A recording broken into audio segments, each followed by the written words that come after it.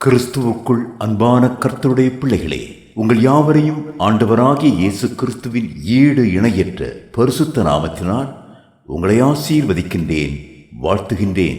கர்த்தர் தாமே தம்முடைய பரிபூர்ண நன்மைகளினால் உங்களை நிரப்பி பரத்திலிருந்து உங்களுக்கு அருளச் செய்து நீங்கள் யாவரும் இம்மையில் சுகித்திருக்கவும் மறுமையிலே நித்திய வாழ்வை சுதந்திரித்துக் கொள்ள உங்களுக்கு அனுகிரகம் செய்வாராக. வாரம் ஒரு மிஷனரி என்கிற தலைப்பில் இந்த வாரம் நாம் பார்க்க இருக்கிற மிஷனரியின் பெயர் ஜார்ஜ் வில்லியம்ஸ்.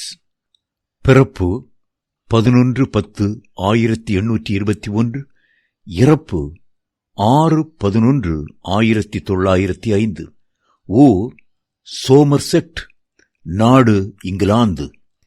இந்த உலகத்தில் எண்ணற்ற நிறுவனங்கள் தோன்றியுள்ளன. ஒவ்வொன்றிற்கும் வெவ்வேறு குறிக்கோள்கள் உண்டு.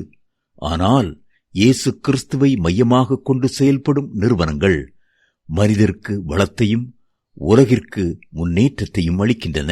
உன் தேவனாகிய கர்த்தரிடத்தில் உன் முழு மனதோடும் உன் முழு ஆத்துமாவோடும் உன் முழு இருதயத்தோடும் அன்பு கூறுவாயாக.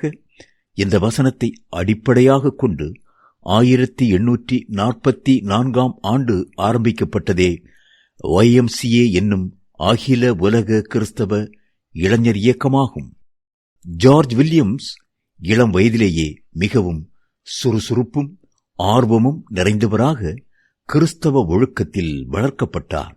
கிறிஸ்தவ இளைஞர்களை ஒன்று சேர்த்து அவர்களுக்கு நல்ல எதிர்காலத்தை உருவாக்க வேண்டும் என்ற வாஞ்சை அவருக்குள் காணப்பட்டது. தன் விருப்பத்தை ஜெபத்தின் மூலமாக ஆண்டவருக்கு தெரியப்படுத்தினார். அவரின் ஜெபம் கேட்கப்பட்டது.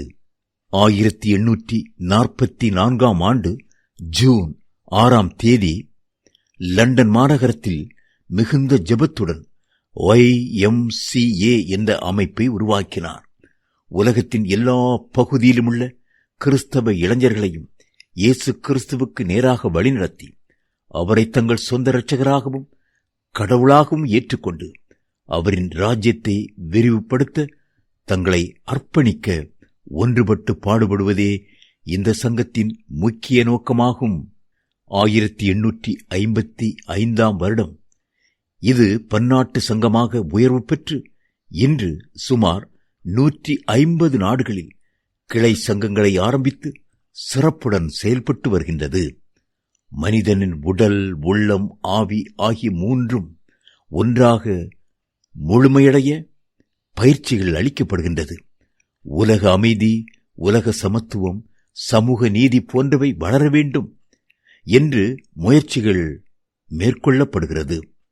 இந்த சிறந்த நிறுவனத்தை ஆரம்பித்த வில்லியம்ஸ் இளைஞர்களின் வழிகாட்டியாக இந்த உலகத்தில் வாழ்ந்து காட்டினார். கர்த்தர் தாமே இந்த மிஷனரி இயக்கத்தை ஆசீர்வதிப்பாராக. ஆமேன்.